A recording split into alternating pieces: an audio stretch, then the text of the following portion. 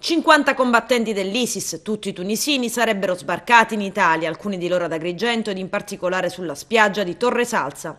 La notizia arriva dal quotidiano britannico The Guardian nella versione online che cita una lunga lista dell'Interpol nella quale sarebbero contenuti nomi e cognomi dei presunti jihadisti.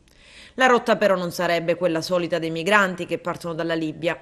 Anche le imbarcazioni usate avrebbero altre caratteristiche, niente barconi fatiscenti, ma solite imbarcazioni di legno, pescherecci in molti casi, guidati da esperti e poi abbandonati sulla spiaggia di Torre Salsa nell'Agrigentino. Ed a parlare di immigrazione pericolosa era già stato lo scorso settembre il procuratore della Repubblica di Agrigento Luigi Patronaggio. Piccoli sbarchi, 20 persone circa, su pescherecci in buone condizioni, per cui un viaggio fatto sostanzialmente in sicurezza, mezzi guidati da persone esperte perché riescono a superare i blocchi navali, i controlli in mare.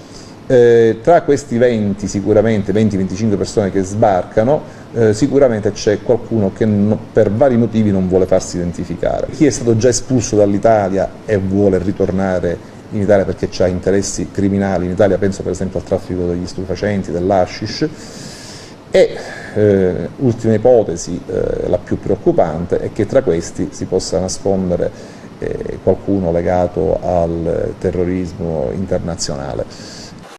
I presunti jihadisti sarebbero sbarcati in Sicilia tra luglio e ottobre del 2017 ed a documentare i cosiddetti sbarchi fantasma è l'associazione ambientalista Mare Amico Agrigento guidata da Claudio Lombardo.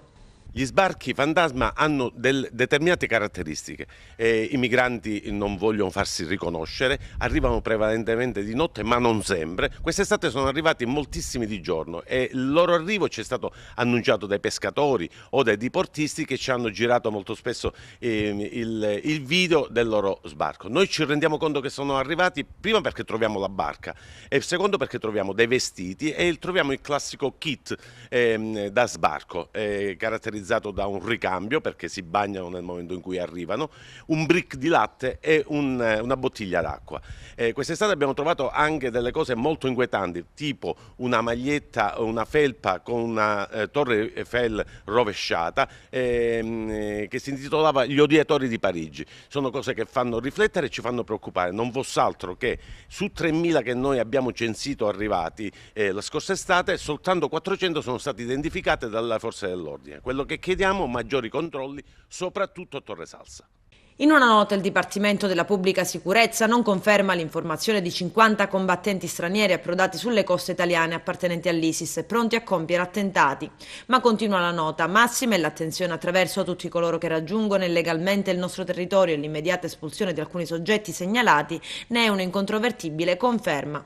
Ma l'attenzione o preoccupazione resta per chi vive il territorio agrigentino e vede molti migranti scendere dalla nave che arriva da Lampedusa al porto Empedoclino ed aggirarsi liberamente con un sacchetto con acqua e panini in una mano e nell'altro un foglio di via, rimpatrio a cui molti non daranno importanza.